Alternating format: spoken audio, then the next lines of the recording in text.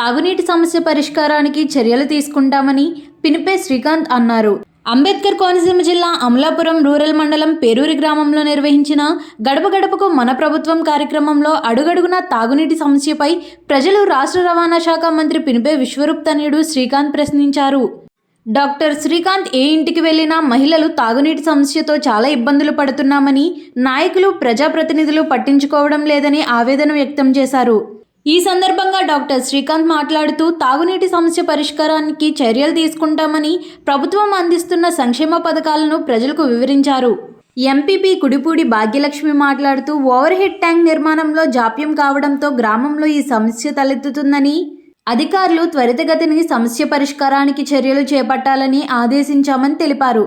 ఈ కార్యక్రమంలో MPP Kudipudi Bhagyalakshmi, central delta board chairman Kudipudi Venkateswar Babu, sarpanch Dasari Aruna David, ఉప సర్పంచ్ కుడిపూడి సత్యనారాయణ, ఎంపీటీసీలు దొంగ ఆంజనేయులు, చొల్లంగి సుబ్బిరాం, వాసంశెట్టి శ్రీనివాస్, పలు శాఖల అధికారులు, సచివాలయం సిబ్బంది పాల్గొన్నారు.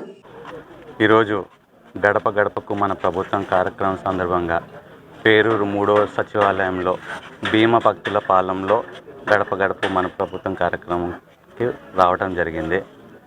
ప్రతి ఇంట్లో కూడా అదే అశేషమైన స్పందన వస్తుంది. ప్రతి ఇంటికి కూడా లక్షల కొద్ది లబ్ధి తీసుకుని మరి వీళ్ళందరూ కూడా మళ్ళీ జగన్ అన్న ముఖ్యమంత్రిగా చేసుకోవడానికి కంకణం కట్టున్నారు.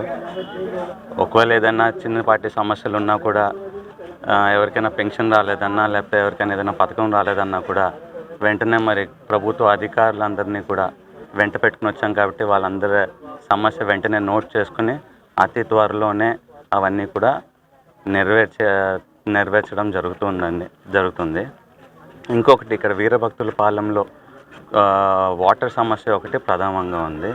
ఆ వాటర్ సమస్య గురించి కూడా ఆల్రెడీ ప్రభుత్వం చర్యలు తీసుకుంది. ఈ మొత్తం పేరూరు ఏరియాలో మొత్తం 14 ట్యాంకులు ఇప్పటికీ ఆల్రెడీ శాంక్షన్ అయిపోయి.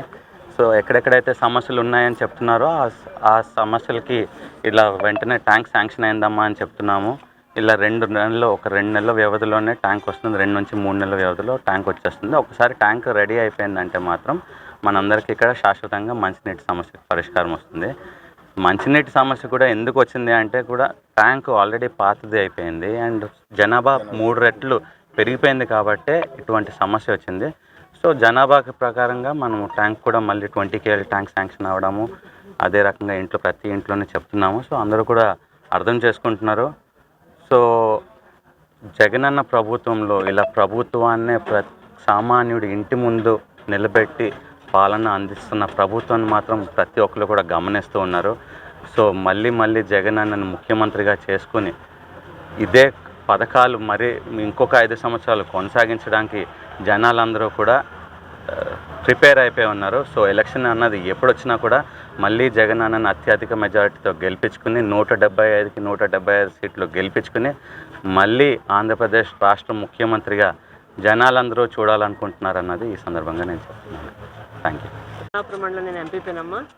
మన డాక్టర్ విశ్వరూప్ గారి అబ్బాయి డాక్టర్ శ్రీకాంత్ గారు ఇవాళ గడప గడప చేయడం జరుగుతుంది.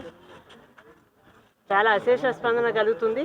మేము నిన్ననే ఇక్కడ విశ్వేశ్వర అగ్రహారంలో దగ్గర 20 సంవత్సరాల నుంచి వాటర్ లేదు అంటే వాళ్ళకి 10 రోజుల్లో శంకుస్థాపన చేయడం జరిగింది. 10 రోజుల్లో వాళ్ళకి ఇంటింటికి కుళాయి ఇవ్వడం జరిగింది. వాళ్ళందరూ కూడా చాలా సంతోషంగా ఉన్నారు. ఈవేళ ప్రతి మండలంలో కూడా మనకి జల్ జీవన శ్రమం ద్వారా ట్యాంకులు అయితే వచ్చాయి.